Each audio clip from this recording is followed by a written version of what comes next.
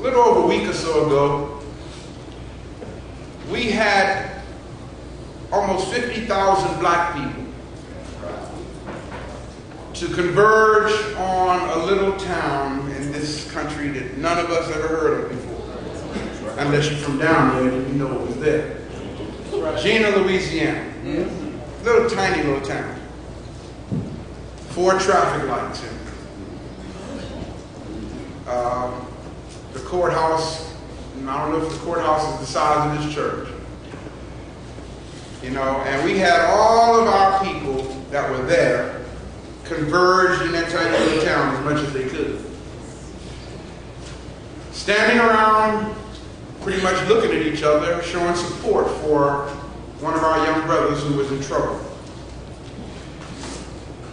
It's really deep because whereas I do appreciate, please do not mistake what I'm saying, I appreciate seeing our people come together. I really do appreciate seeing that when the call is made, we know how to sacrifice, if the need so be, for us to come together. One of the things that I am concerned with, however, is how we fight. Not that we fight. We're warriors.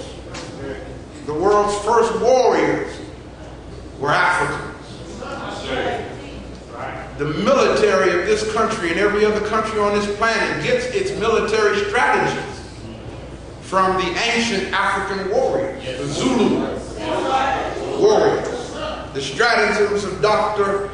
I guess I could call him that, Shaka Zulu, okay, is what gives many fighting organizations their philosophy today. But somewhere in the process of time, we as a people have forgotten the need for strategy in what it is that we do. We have allowed ourselves to become emotional. We have allowed ourselves to become a reactionary force. That's right. That's right. Yes. And it's okay to be a reactionary force as long as you have direction. As long as you have the principles of the art of war. That's right. Go ahead. In your psychoviscera. But the most dangerous thing that we can do as a people is to go running off into a battle with misinformation or wrong intelligence. Right. As a result of many of the events that we as black people have engaged in,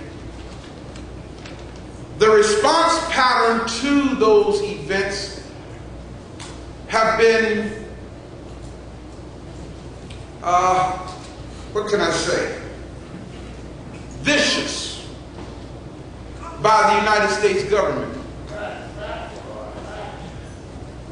The United States government at times, back in the day when we would march to show our displeasure with injustice, they would respond ferociously with fire hoses, with German Shepherd attack dogs, with firearms, rifles, and shooting our people. And sometimes it was a toss-up as to whether it was worth it or not. Because when you react to something, if the powers that be turn around and reply to your reaction with a program or a law that's going to further hurt your people, then your action might have been the wrong strategy. I say that, family, because I noticed that there's been an attack on our youth from this government. But the attacks by the government on our youth have always been in response to an event that preceded the passing of these laws. Follow what I'm saying. The Columbine shooting. Immediately after the Columbine shooting, the government passed juvenile crime laws.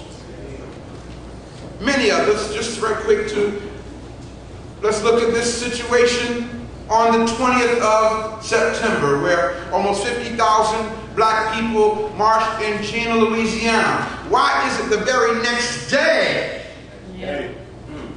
the United States Senate passed, as you see on the bottom of this brochure, the Gang Abatement and Prevention Act? The very next day. Why did they do this? What is it that they see getting ready to happen? You see, brothers and sisters, follow it on. Everybody say this after me. Activity without accomplishment, is an exercise, in futility. Yes, we did accomplish something, Brother Ray. We accomplished something. We got Brother Michael released. Wow. Brother Michael Bell got released. Charges weren't dropped. Brother Michael Bell got released. But bail had to be paid. Brother Michael Bell got released only to be imprisoned in his own house. So the powers that be, through the Negroes, the philosophy, throw the dog a bone so he can stop barking. So releasing the brother makes us feel like we made a major accomplishment. That's right. And it wasn't an accomplishment. That's right. Brothers and sisters, there are many juvenile crime bills. Many of them. And don't take my word for it. Go to the internet, go to Google, and just type in the word juvenile crime bill. Or crimes, plural, bill. And you'll see all kind of hits coming up. From the federal level, on the state level, and on the local level. Now, since we're here in St. Louis, I started to bring today the juvenile crime bill for the state of Missouri. I'm going to let you go do your own homework on that.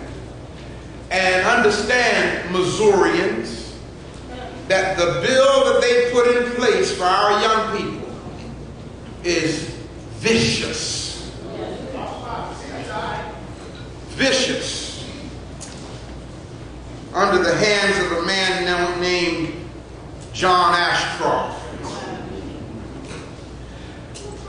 The many juvenile crimes bills on the federal, local, and state level are vicious bills, and brothers and sisters, they cannot be ignored. However, the unfortunate thing is that the people who are mostly ignorant about these bills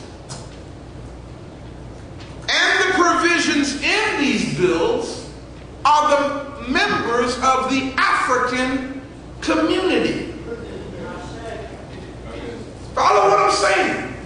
We are the ones who don't know what these bills say and what they allow. In fact, as a people, we don't spend much time getting to learn the law, period. When these bills are passed, there's very little, if any, mention at all of them in the newspapers or in the nightly news. And as a result of the intentional